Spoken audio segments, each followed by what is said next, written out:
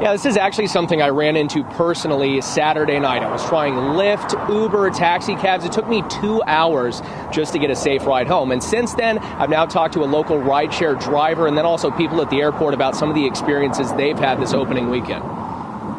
Definitely hard to find a ride to get around right now. Sierra and her friends stayed on the Las Vegas Strip this weekend, but it being their first time visiting Las Vegas, naturally they wanted to go exploring. So they went to check out Fremont Saturday night. We were out there for quite some time that night. We couldn't get a Lyft, we couldn't get an Uber, we couldn't get a taxi. I asked her how long, quote, quite some time was. We were down there for at least 2 to 3 hours waiting. We even had people telling us, come with me, I can give you a home and something to put in your belly. And we're like, get away from us, we're not, no. The trio did end up finding a ride back to their hotel, but it wasn't ideal. We actually got lucky. A guy stopped and was like, I'm an Uber, which he really wasn't. But he was like, pay me $15 and I'll take you to your room. It was like, fine, just get us there.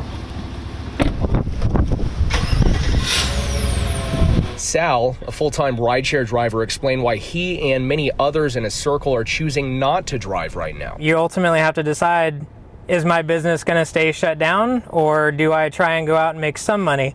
It's clear that you're not going to make near the money you were making pre-pandemic just because the people aren't there.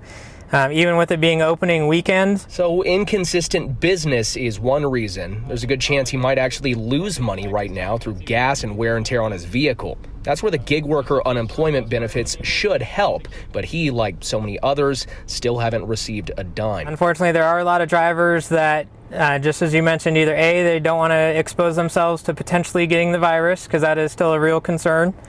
There's a lot of drivers that don't want to risk losing any unemployment they would get if they do start bringing in any type of income.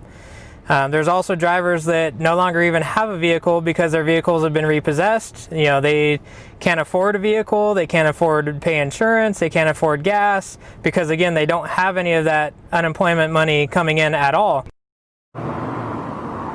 Sal also pointed out for a lot of these drivers that are maxing out their unemployment right now, they're actually making more on unemployment than they would if they got behind the wheel. And just when you weigh out the pros and the cons, all the potential risks of going out driving, there just really isn't an incentive for them to get behind the wheel.